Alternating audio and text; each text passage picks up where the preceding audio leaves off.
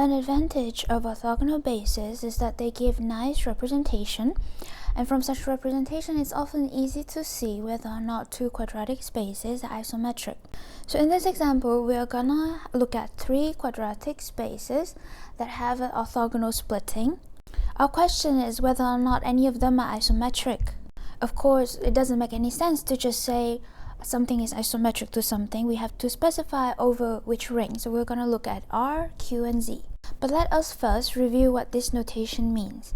So given a quadratic R modulo M, by which we mean a module and R module together with a bilinear form or equivalently a quadratic form, we will say that and write that M is equal to this if there is a basis EI of M such that with respect to this basis, the gram matrix of B of this bilinear form is diagonal with alpha I in the diagonal.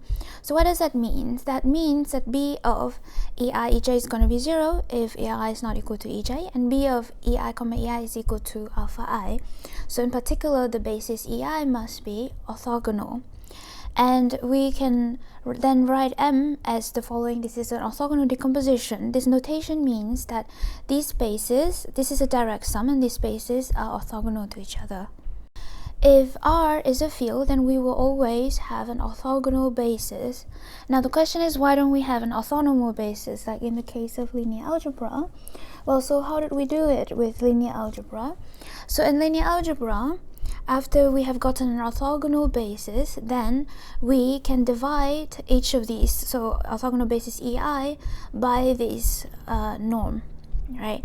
But the problem is that this square root here of alpha I might not lie inside the field. The field might not contain the square root of alpha I, this R. And we needed this R to be a field so that we could have done Gram-Schmidt, because there's division in Gram-Schmidt. That's how we produce an orthogonal basis. Alright, so how do we tell whether or not these spaces are isometric? Well, one idea is to look at the discriminant. So let's review what that is. So the discriminant of a quadratic space would be, so a quadratic space is always given with an associated bilinear form, right? So the discriminant is going to be the determinant of the bilinear form given in any basis. But is it going to be well defined? Well, so let's say this bilinear form have two different matrix with respect to two different bases. Then the determinant of these matrices are going to differ by a square. So this discriminant is only defined up to a square in R. So we define it up to a square in R. Note that this discriminant is actually well defined on equivalence classes of bilinear form or equivalently quadratic form. So if B1 and B2 are equivalent, then they actually their matrix are gonna differ by transposition of some invertible matrix. So again, the discriminants are gonna differ by a square. But we're not using this right now. Alright, so now let's look at the discriminant of these spaces. So for the first space, we had 1, and then 4, and then we have 6.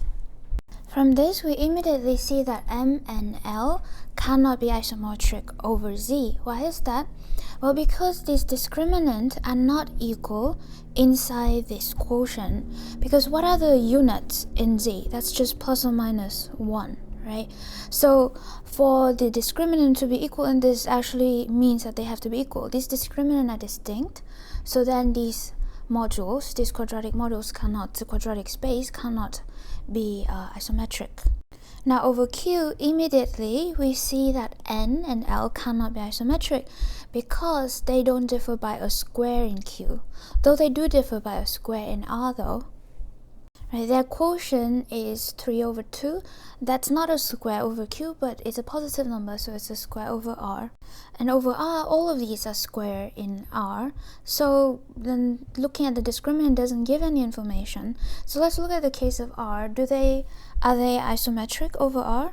It turns out that yes, they are isometric over R, and we actually have something more general. Over R, any quadratic space that is isometric to 1 with the alpha I greater than 0 must be isometric to this space here.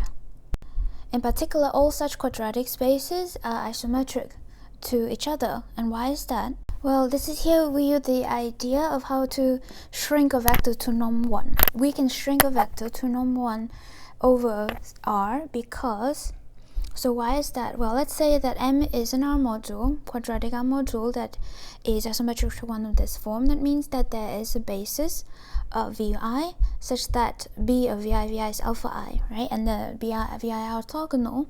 But then, because alpha I is a positive, so we have the square root of alpha I. So the norm of V over square root of alpha I is going to be 1.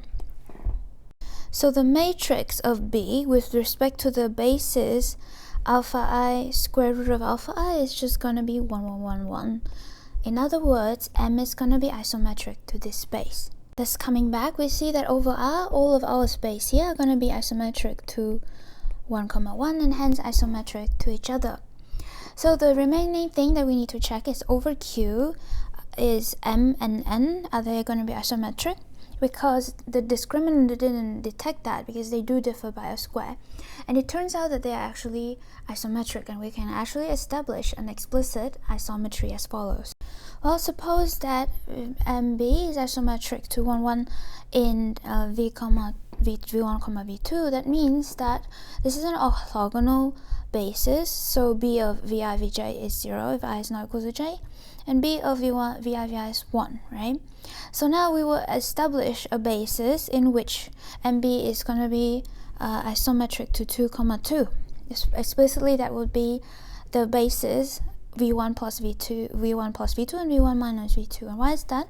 So if we compute B of V1 plus V2 here, then we see that the cross term cancel. So B, because B Vi Vj is 0, so this V1 V2 is 0, B of V2 V1 is 0, so we just get 2. And similarly here, and thus with respect to this basis, then the matrix MB is going to be 2, 2. We can also check, we should check that this these two vectors are actually orthogonal, and indeed this is just a difference of square. So this is equal to 1 minus 1 is 0. Thus indeed M and N are isometric over Q.